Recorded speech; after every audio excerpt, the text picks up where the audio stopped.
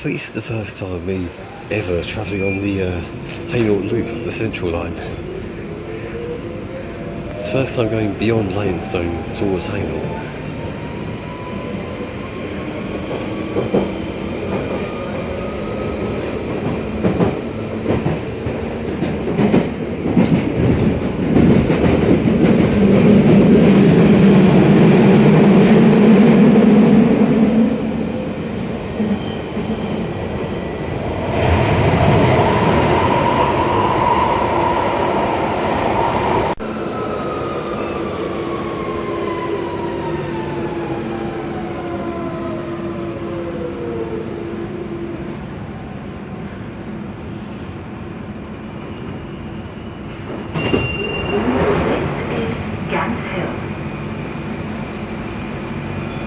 Very unique station. This is a Central Line train to Hainault via Newbury Park.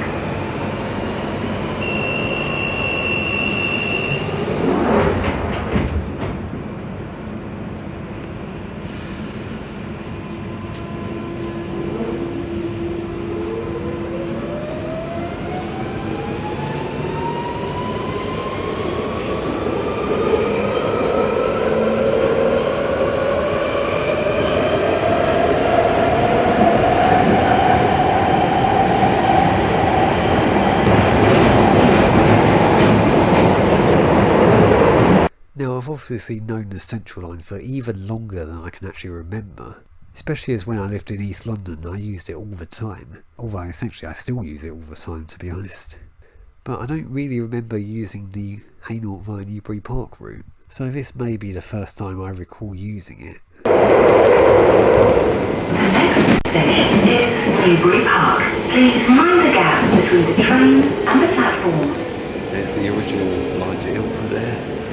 Well, it no longer exists, but that's the original connection for it.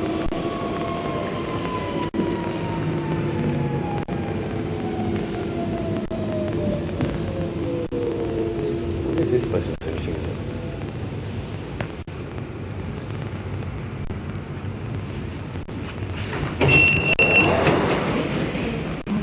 There's something there.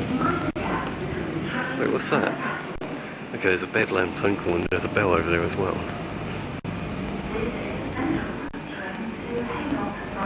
That's nice.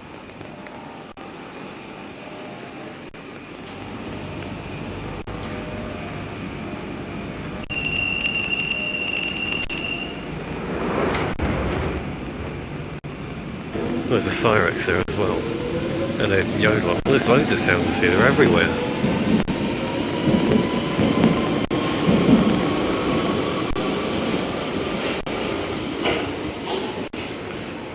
So, the main target is of course the B&Q of Newbury Park. Well, the previous one didn't do so well. But this one was bound to work this time, as it looked really old on the outside. And not very many B&Qs look demodernised on the outside. Nearly there. Well, there's a McDonald's here as well, but I don't think I need to go in there.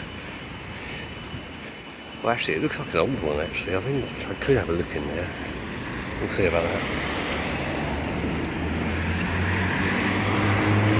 Okay, I don't know what's in this one, but it certainly looks a lot more promising than the one in Chingford. It certainly looks a lot more demodernised even on the outside. But I'll tell you what's also strange is there's not one, but two buildings. They're two separate buildings. I mean, we'll have a look at this first one here first. I mean, they could have two different fire alarm systems, and in some cases it's just possible. Kind of reminds me of Ridgeons, actually. They tend to have separate buildings like this. And they do have separate fire alarm systems as well. You guessed it, the fire alarm system is Zyton once again. The main system is certainly a lot similar to others. The only difference is this one has an actual Zyton ZP3 rather than the Climac brand ones that the others have. The system probably dates back to the early 2000s, but I was hoping it would have something different for once. As this one did look a lot... Wait, what? A 10 Cyclone 3000 sounder? When did B&Q use 10 Cyclone? Well, in that case, that makes this B&Q the most unique, original, and probably one of the best ones. Yeah, the main system is Zyton, but there are loads of remainders left from its previous fire alarm system. But unfortunately one of the sounders had been snapped off of its base, because as you can see the plastic locking part was fitted on every sounder, which makes it so you can't twist it off the base. Okay, we've had a really good start on that B&Q, although it did have a Zyton system, but it was kind of a different kind of Zyton system. It had some different devices, but there was far better to come in that place. But now on to this one, see if there's anything as good as in this one. The secondary B&Q had just the Zyton system by itself, nothing else from another system. But because it has just a Zyton repeater panel in it, I think it might be connected with the main system. It seems like it used to be just the first building by itself, and then they built a secondary building when the Zyton system was installed, and also added devices within that building and interconnected with the main Zyton panel in the main building. Which is probably why there aren't any remaining devices in the secondary building, and then it has just a repeater panel by itself. Okay, this second B&Q didn't really have as much interesting, it just had the Zyton equipment by itself. Apart from the repeater panel that we saw in that one. It's good to see Royal Mail still using the Vauxhall combo. I thought they had got rid of those years ago. Whilst in Newbury Park I find an old style looking Aldi trolley. Before we move on to central London, I do want to point out I make a stop in East Ham, and I picture a Kentech repeater panel in a Lidl, a BBC fire alarm system in an Argos, and also picture a Gent Xenex in a Wilko.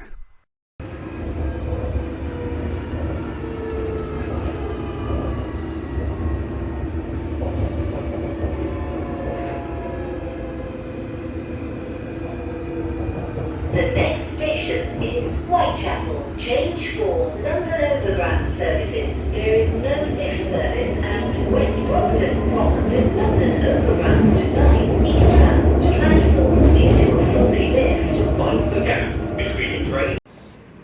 Yeah, it's the first 900 Evo we've seen. They're different to the 925, they're black instead of blue. And this one's in full as well.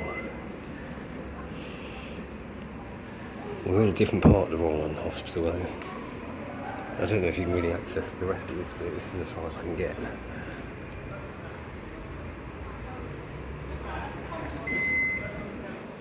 It certainly has a good buzzer though. But we don't use screens like anyway, it's all just going to have a modern Apollo stuff anyway. So it doesn't really matter. So yeah, I strangely decided to go to the Royal London Hospital, which in my point of view is famous for being utterly bog standard and modern, probably because it dates back to 2011.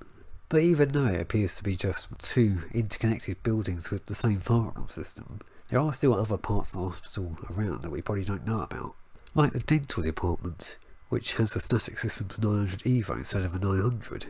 Plus there's also what appears to be an abandoned building, although I'm not clear whether it's abandoned or not because when I went there it looked half active, half abandoned.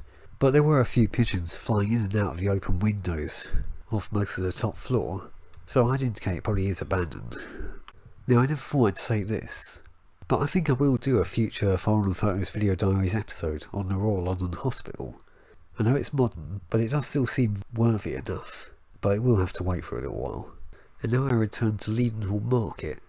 Now, remember this little controversial clip that I did on the last episode? Look, I see you kept all the old equipment in place, but fuck, you. Now something heavily makes up for it. As in Leyton Hall Market there was an ongoing renovation site at the time, which was closed for the night.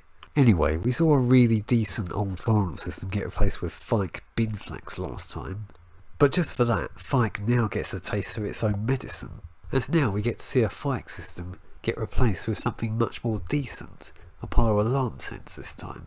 That certainly serves them right, and it's being replaced with a much more decent fire alarm system as well. So I then get on the Doctor's Light Railway from Bank to Canning Town, and whilst at Shadwell we actually see a C2C Class 387 go past, which I thought at the time they had all been temporarily passed on to GWR. I don't know if they still operate with C2C now, but it was quite a good find at the time.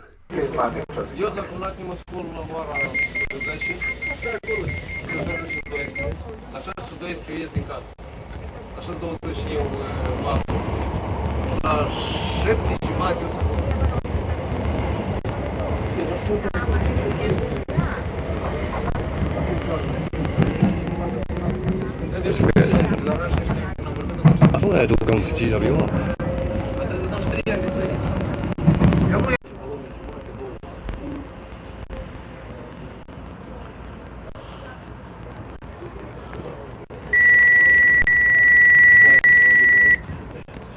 This is Blackwall.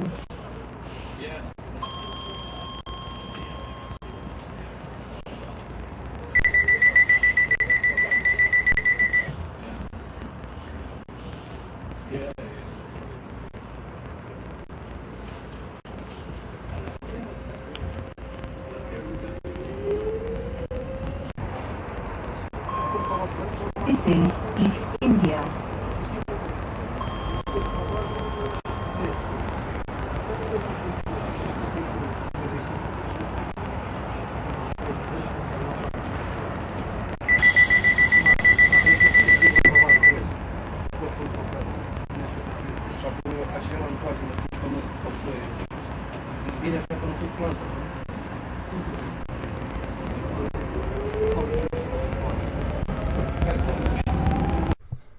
Well, we're all done now, so all I can say is stay tuned for episode 4, which is yet another bigger episode, certainly bigger than this one. I don't know if it's bigger than the previous ones of this, but the next episode takes place in Cambridge, and it does involve me staying the night at Premier Inn, so it's the first ever overnight adventure that I've ever done.